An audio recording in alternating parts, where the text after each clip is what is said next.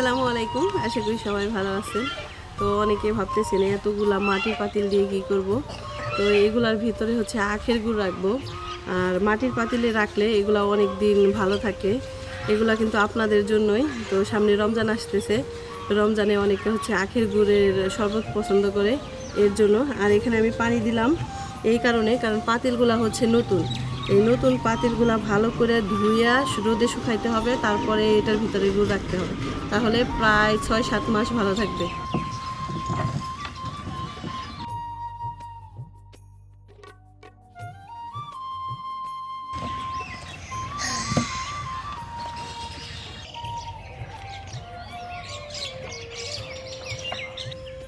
হ্যাঁ, আসলে এই যে গাজর বড় হয়েছে নাকি দেখি তো।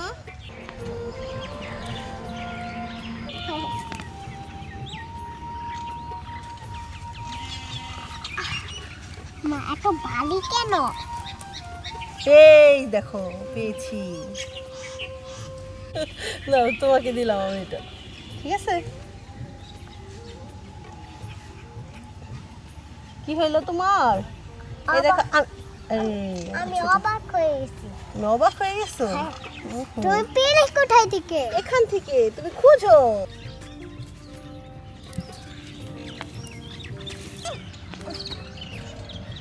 আয়াত, মা মা আমরা একটু ফুলকপি নেই, আসো।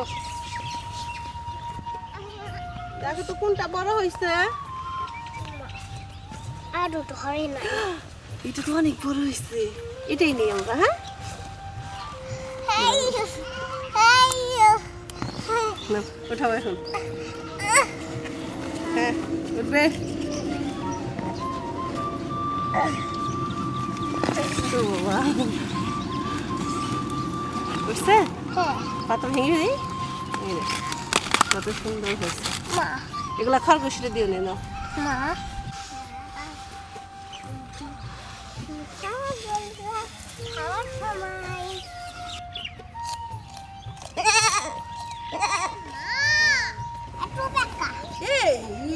নষ্ট হয়ে যাবে তো। আসো আমরা এই যে বটবটি সেটা নিয়ে আসি। বটবটি বটবটি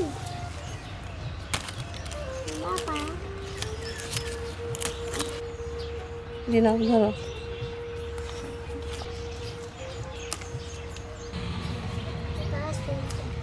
শুনো না আটকা।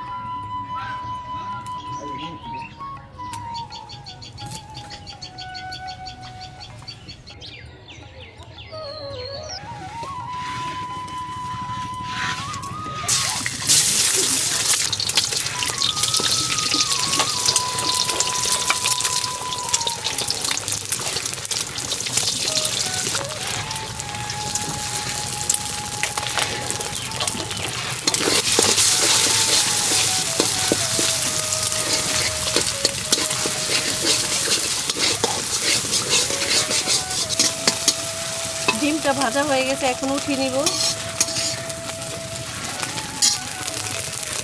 এটা হচ্ছে আমাদের বাড়িতে বানানো ঘি, এখন এটা দিয়ে রান্না করব। একটু ঘি দিয়ে দিলাম।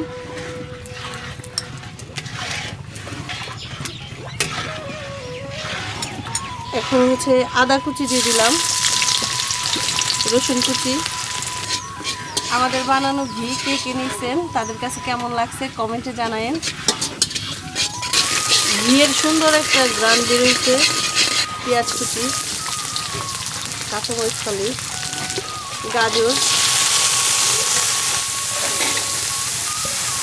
স্বাদ মতো লবণ,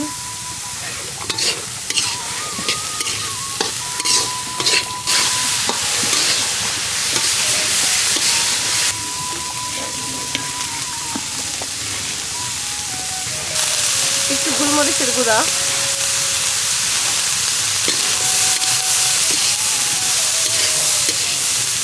এই যে দেখেন আমি আগে ভাত রান্না করে রাখছিলাম, এটা হচ্ছে চিনি গুঁড়া চালের। এখন এই ভাতটা দিয়ে দিব।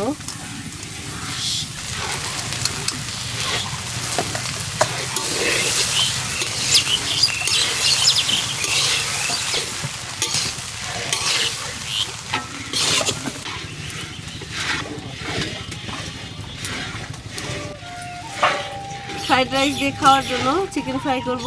এই যে আমি চিকেনটা আগে ম্যারিনেট করে রাখছিলাম, এখন ভাজবো। এখন কর্নফ্লাওয়ার দিয়ে দিব।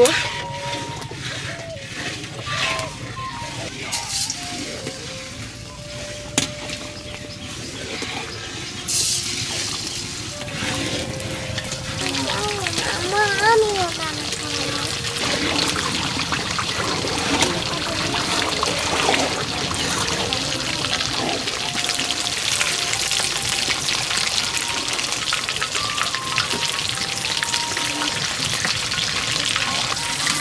আমার রান্না শেষ, এখন খাইতে দিব।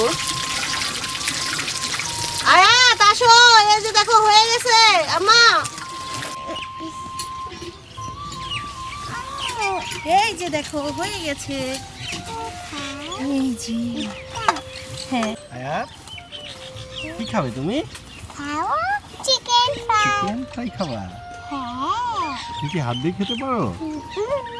এটা না এটা, তুমি কোনটা খেতে চাও? তো এটা মা হুম কোন হাতে খায়? এই হাত দিয়ে খা। ঠিক আছে ভাইয়া খান। রান্না শেষ হলেও কিন্তু কাজ শেষ হয় নাই। তো ওদের খাওয়া দাওয়া শেষ হলে হচ্ছে আখের গুড় বলবো আমি। ওই যে যে মাটির পাতিলগুলা দেখছেন পানি দিয়ে ভিজিয়ে রাখছি, সেগুলো এখন ওয়াশ করব। ওয়াশ করে তারপরে রোদে শুকিয়ে ওটার ভিতরে আখের গুড় করবো।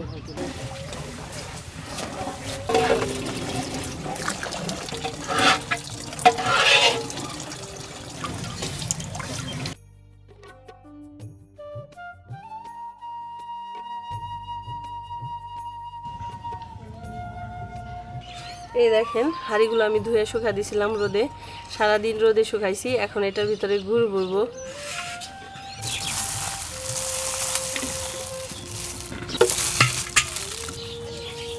এই যে এগুলা হচ্ছে 100% খাঁটি আখের গুড়। এগুলার মধ্যে কোনো ধরনের কেমিক্যাল নাই, হাইড্রোস নাই, একদম পিওর। তো এগুলা হচ্ছে আমাদের যেখানে খোলা আছে আখের গুড়ের, সেই খোলা থেকে আনার জন্য এই যে এই টিনটা ব্যবহার করা হয়েছে। কারণ না হলে গাড়িতে মাটির পাতিলে আনতে গেলে ভেঙে যেতে পারে।